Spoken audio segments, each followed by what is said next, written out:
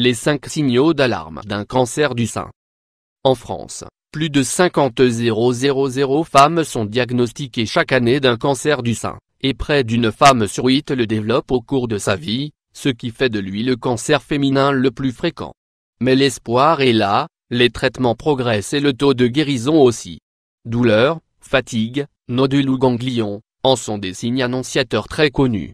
Pourtant il existe d'autres symptômes insoupçonnés que la plupart des femmes négligent. Découvrez lesquels. Quels sont les facteurs de risque du cancer du sein?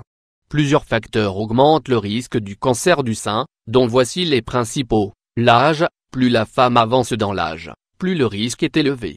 2/3 des cas du cancer du sein surviennent après 50 ans.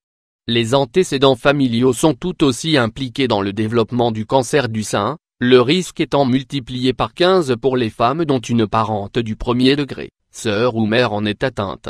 Les cancers héréditaires sont néanmoins rares, seuls 5% des femmes touchées sont porteuses d'une prédisposition génétique transmissible à leurs filles. L'imprégnation hormonale joue également un rôle important. L'effet de certaines hormones féminines, en particulier l'estrogène, favorise le développement de certains types de cancer du sein. Cette augmentation d'estrogène se produit notamment par l'absence d'une grossesse ou d'allaitement, des menstruations précoces, une grossesse ou une ménopause tardive, des traitements prolongés d'hormonothérapie, la prise de contraceptifs oraux, l'obésité et la consommation d'alcool. Généralement, le cancer du sein est indolore, et la plupart de ces tumeurs sont détectées par les femmes elles-mêmes. C'est pourquoi, il est important de surveiller les changements corporels qui surviennent au cours du cycle menstruel, sans pour autant sombrer dans la paranoïa. Il est aussi recommandé de procéder régulièrement à une palpation des seins et de se référer à son médecin traitant en cas d'anomalie ou de sensation de gêne ou de douleur. Quels sont les symptômes à surveiller? L'apparition de grains de beauté suspects. Le cancer du sein ne se résume pas à l'apparition de nodules palpables dans le sein. Il existe des signes qui passent inaperçus, telle l'apparition de grains de beauté, qui n'est pas toujours anodine. En effet, une croissance disproportionnée et suspecte de ces grains de beauté est associée généralement au mélanome, forme la plus mortelle du cancer de la peau.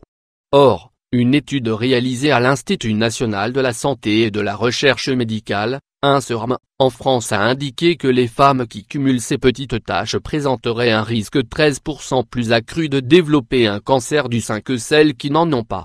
La causalité n'étant pas établie, ces grains de beauté seraient influencés à l'instar du cancer du sein par les taux d'hormones sexuelles. Ils font office d'indicateurs de ces dernières et servent à évaluer les risques de cancer du sein. Une toux chronique. La toux et l'essoufflement font généralement penser à des maladies bénignes des voies respiratoires et des poumons.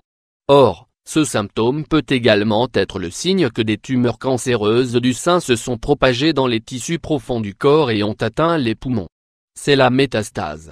Troubles de la vessie. Le cancer du sein s'accompagne généralement de troubles hormonaux responsables du dessèchement de l'urètre, le conduit qui permet d'évacuer l'urine.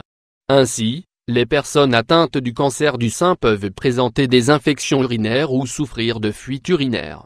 Ces troubles peuvent être également accentués par la toux qui exerce une pression sur l'abdomen et la vessie. Une grosse fatigue. La fatigue liée au cancer est nettement plus importante que celle habituelle ressentie après avoir fourni des efforts physiques. Il s'agit plutôt d'un affaiblissement général invalidant qui va au-delà du simple sentiment de fatigue, et que le sommeil ou le repos n'arrivent pas à soulager. Des tâches basiques du quotidien comme monter les escaliers, se laver, manger ou parler relèvent du parcours du combattant pour la personne malade. Mal de dos. Une douleur dorsale est généralement causée par des gestes brusques ou de mauvaises habitudes ou postures, et est souvent atténuée par la prise d'anti-inflammatoires ou d'antalgiques.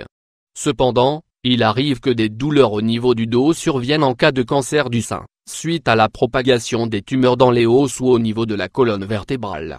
Des douleurs et une rigidité dans le bas du dos qui apparaissent sans raison apparente, faux mouvements ou efforts intenses, doivent faire l'objet d'une consultation médicale urgente.